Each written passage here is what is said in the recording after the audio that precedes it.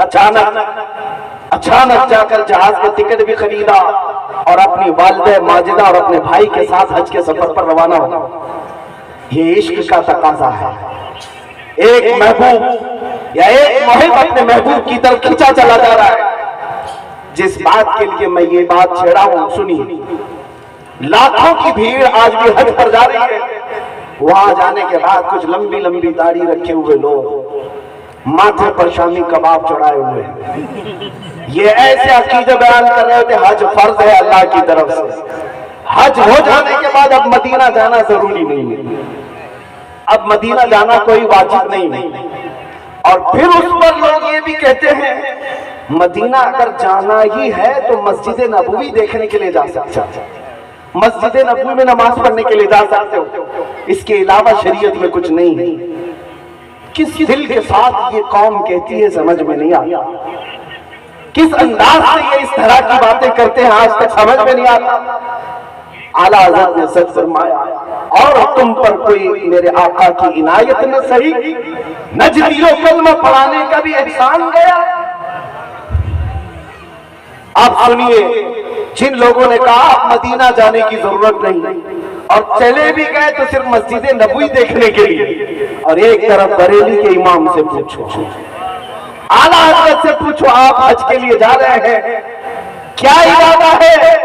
اللہ اکبر، ایک عاشق صادق کہتا ہے ان کے طفیل حج بھی خدا نے کرا دیے،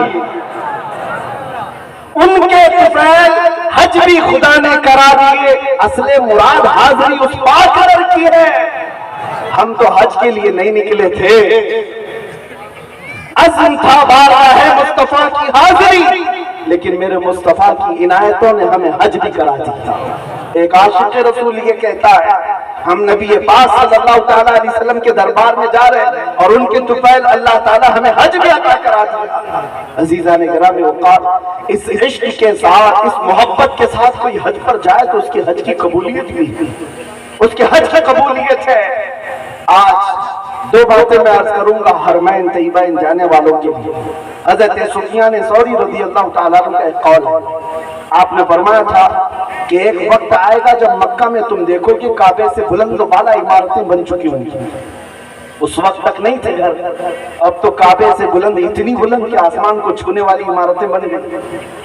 آپ نے فرمایا وہ زمانہ ایسا ہوگا کہ یہاں آنے والوں کی تین قسمیں ہوں گی، ایک جماعت ایسی ہوگی جو خالص تجارت کے لیے آئے گی، دوسری جماعت ایسی ہوگی جو صرف سیاحت کے لیے آئے گی، پکنک کے لیے، ٹور کے لیے آئے گی، اور تیسری ایک جماعت جو آٹے میں نمک کے برابر ہوگی جو خالص اللہ کے لیے آئے گی۔ حضرت سفیان ثوری رحمۃ اللہ علیہ نے فرمایا جب وہ ایسا دور آ جائے، اے میرے عزیز تو آنا تو عمارتوں کو مت دیکھنا، خالق اسباب کی طرف توجہ رکھنا۔ آج حجاج کرام کے لیے بات بہت ضروری ہے۔ حضرت علاء بن مبارک رحمۃ اللہ تعالیٰ علیہ فرماتے ہیں میں حج کے لیے نکلا تھا، سفر میں نے دیکھا ایک نوجوان کو، وہ بغیر کسی توشے کے نکلا ہوا ہے، اس وقت اونٹوں پر سفر کیا جاتا تھا، گھوڑوں پر سفر کیا جاتا تھا، ایک نوجوان تنہا جا رہا ہے قافلے کے بغیر۔ راستے میں حضرت ابن مبارک نے اسے پکڑ کر پوچھا کہاں جا رہا ہے؟ اس نوجوان نے کہا میں حج کے لیے جا رہا ہوں خانہ کعبہ۔ تو آپ نے پوچھا کہ اس راستے میں سفر کے لیے کوئی چیز نہیں لے جا رہا ہے؟ اس نے پلٹ کر کے حضرت ابن مبارک سے کہا اگر کوئی تمہیں اپنے گھر میں دعوت کے لیے بلائے تو کیا گھر سے اپنے کھانا لے کر کے جاتا ہوں؟ میں خود سے نہیں جا رہا ہوں، میں رب العالمین کی دعوت پر جا رہا ہوں، وہی میرے کھانے کا انتظام فرمائے گا۔ حالانکہ یہ توکل کا اعلیٰ درجہ ہے، ہر حاجی کو چاہیے کہ وہ اپنا زیادہ سفر لے جائے، توکل کا درجہ یہ تھا۔ حضرت ابن مبارک فرماتے ہیں جب میں حج کے لیے وہاں پہنچا تو خانہ کعبہ کے طواف کے بعد اس نوجوان کو ایک جگہ کھڑے دیکھا، وہ پکار رہا تھا کہ یہ کیسا دستور ہے کہ جب بھی کوئی گھر میں دعوت کر کے بلاتا ہے، میزبان گھر میں ہوتا ہے، مہمان کے آنے کے بعد میزبان ہوتا ہے، اور میں یہاں آ گیا ہوں مہمان بن کر، میزبان کدھر ہے؟ وہ چیخ رہا تھا۔ حضرت ابن مبارک فرماتے ہیں میں اس کے قریب کھڑا رہا، اچانک خانہ کعبہ کے پاس ایک بجلی چمکی اور اسے دیکھ کر کے وہ نوجوان غش کھا کر گر گیا اور پکارنے لگا فزت برب الکعبہ، رب کعبہ کی قسم میں مراد کو پہنچ گیا۔ اور اسی کے بعد اس شخص کا انتقال ہو گیا۔ ابن مبارک فرماتے ہیں وہ نوجوان کعبہ دیکھنے نہیں رب العالمین کی دیدار کے لیے آیا تھا۔ عزیزان گرامی وقار، حج بیت اللہ کو جانے والا آج وہاں پر حاجی جا کر کے دیکھتا ہے ہوٹل کے بیڈ کیسے ہیں، ہوٹل کے دروازے کیسے، ہوٹل کی اے سی کیسی ہے، آنے جانے کی گاڑیاں کتنی چمچماتی ہیں، سڑکیں کیسی بنی ہیں، حرم کی عمارتیں کیسی ہیں، اسی میں اس کے 40 دن گزر جاتے ہیں، اسی کیلکولیشن میں رہ جاتا ہے۔ صبح کیا پکایا تھا، دوپہر میں کون سا بوفے لگا تھا، رات کے وقت کھانے کے کتنے انتظامات تھے، اسی سارے معاملات میں وہ اپنا حج کا سفر پورا کراتا ہے۔ عزیزان گرامی وقار، جو حج پر جا رہے ہیں ان کے لیے نصیحت ہے کہ وہ دنیا چھوڑ کر کے جائیں۔ جانتے ہیں جب میرے آقا صلی اللہ علیہ وسلم جب تشریف لاتے تو یوں عرض کرتے خانہ کعبہ کے احاطے میں، جیت الیک حاربا یا اللہ، اے اللہ میں دنیا سے بھاگ کر تیرے پاس آیا۔ جبکہ حضور کے پاس کون سی دنیا تھی؟ نبی پاک صلی اللہ علیہ وسلم نے کون سی دنیا جمع کر رکھی تھی؟ دنیا سے آپ کا ترک تعلق مشہور ہے، آپ کا زہد مشہور ہے، لیکن اس کے باوجود میرے آقا جب حرم کعبہ میں آتے تو کہتے مولا میں دنیا سے بھاگ کر تیری پناہ میں آیا۔ آج کا حال یہ ہے ساری دنیا لے کر کے جا رہے ہیں اور حالات وہاں پر ایسے ہیں۔ ہمارے ایک ساتھی کہنے لگے اب تو عمرے کے واجبات بڑھ گئے، طواف تھا، صحیح تھی، حلق تھی، اب سیلفی بھی واجب ہوگی۔ ہر ایک کو خانہ کعبہ کے پاس کھڑے ہو کر کے سیلفی لینا ہے، فوٹو لینا ہے۔ حد ہو گئی میرے عزیزوں، بارگاہ مصطفیٰ کی حاضری کے وقت رونقیں کھڑے ہو جانا چاہیے۔ جس دربار کے سامنے سے ہم گزر رہے ہیں وہاں پر لوگوں کو دیکھا ایک ہاتھ میں چپل ایک ہاتھ میں فوٹو، موبائل ویڈیو کرتے ہوئے وہاں سے گزر گئے، انہیں پتہ بھی نہیں چلا کس کے سامنے آئے تھے۔ جانے والوں سے میں اتنی بات ضرور کہوں گا، تم جس شہید شاہ اعظم کے دربار میں جا رہے ہو تمہیں پتہ ہے وہ مقام کیا ہے؟ ادب کا ہے زیر آسماں از عرش نازکتر، نفس گم کردہ میں آئے جنید و بایزیدی جا۔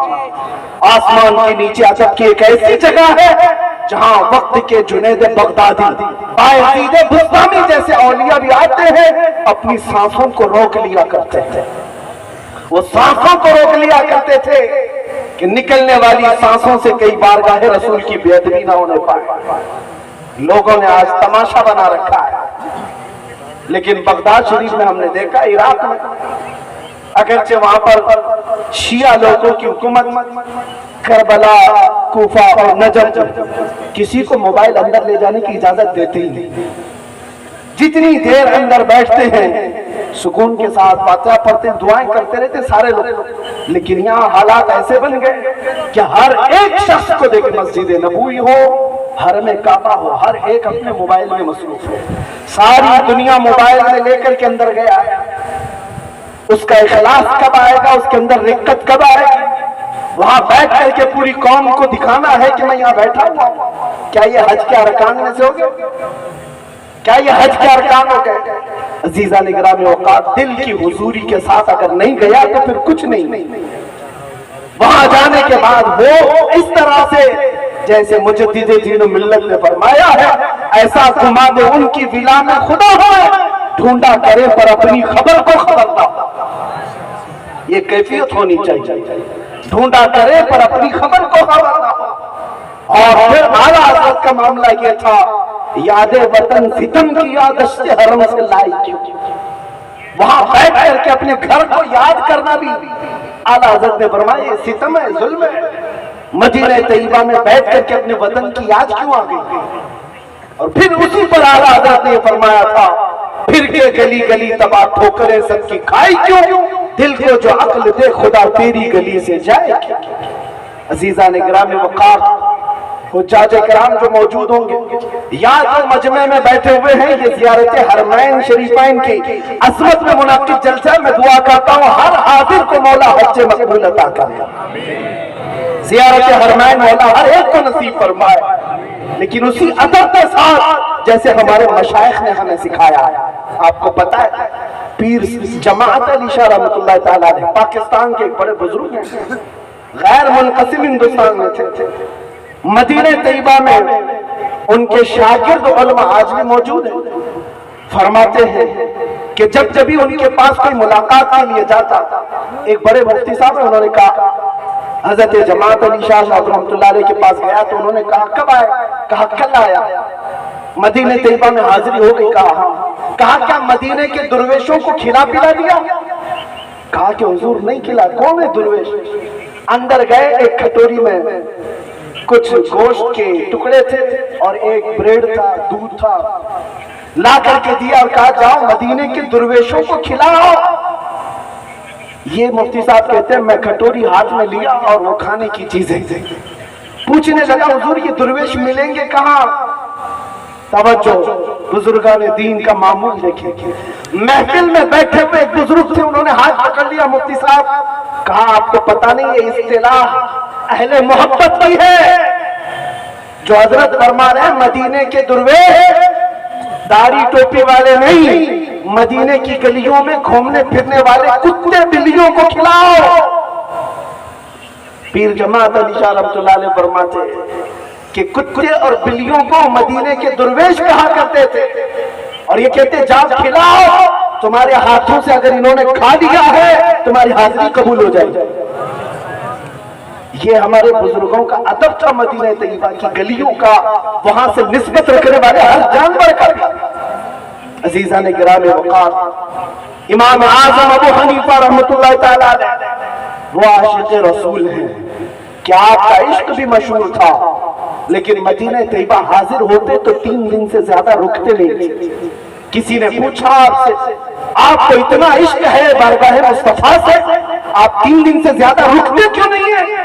امام اعظم ابو حنیفہ فرماتے ہیں تقاضا بشریت کا یہ ہے کہ میں 3 دن سے زیادہ اپنا وضو روک نہیں پاتا, اس لیے مدینے سے باہر نکل جاتا. 3 دن تک میں اپنا وضو روک لیتا ہوں. عزیزان گرامی وقار, نفس گم کردہ میں آئے جنید و بایزیدی جا, جس دربار میں جا رہا ہے آدمی اچھے اچھوں کے تاج گر گئے وہاں پر, اس گلی کا گدھا ہوں میں جس میں مانگتے تاجدار پھرتے ہیں. اعلیٰ حضرت جیسا عظیم عبقری عالم یہ کہتا ہو کوئی کیوں پوچھے تیری بات رضا, تجھ سے کتے ہزار پھرتے ہیں.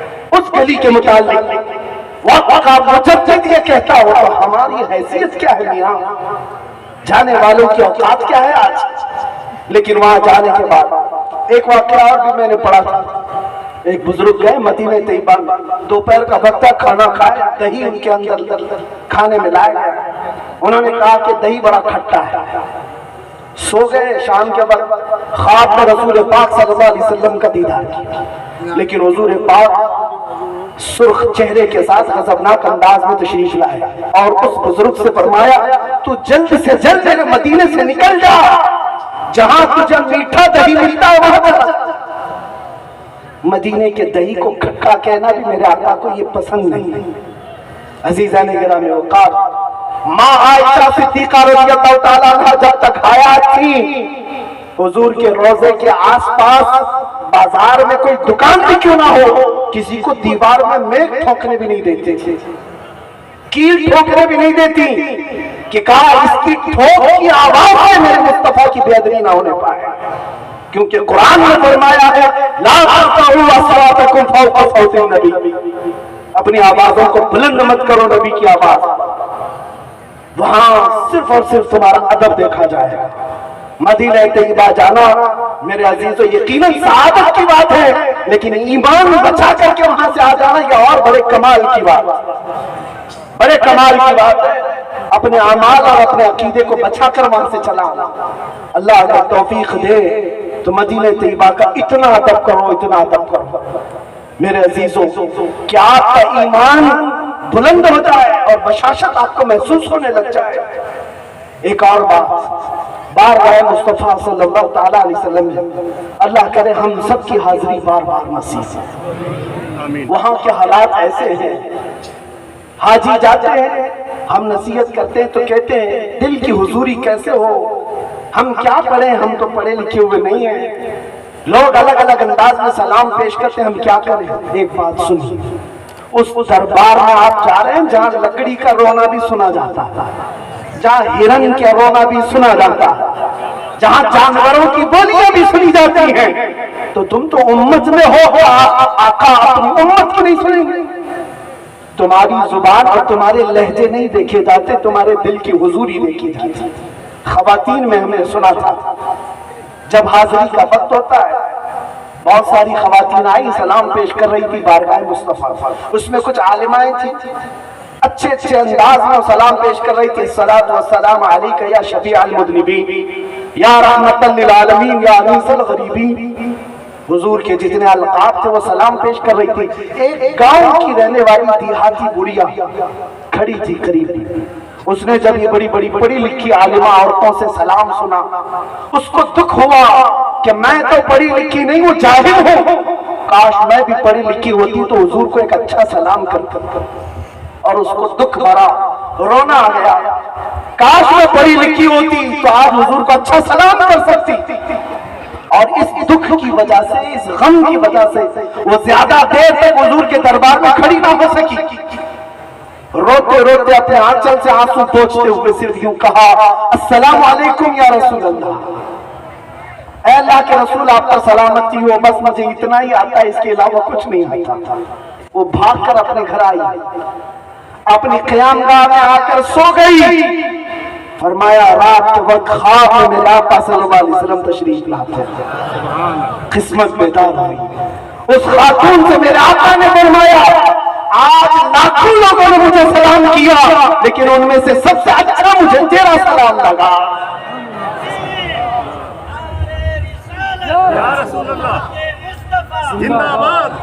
میرے عزیزوں وہاں دل کی حضوری دیکھی جاتی ہے، بارگاہ مصطفیٰ میں اگر دل حاضر ہے تو جلدی سنا بھی جاتا ہے، آپ کو زبان سے کہنے کی ضرورت بھی کیا ہے۔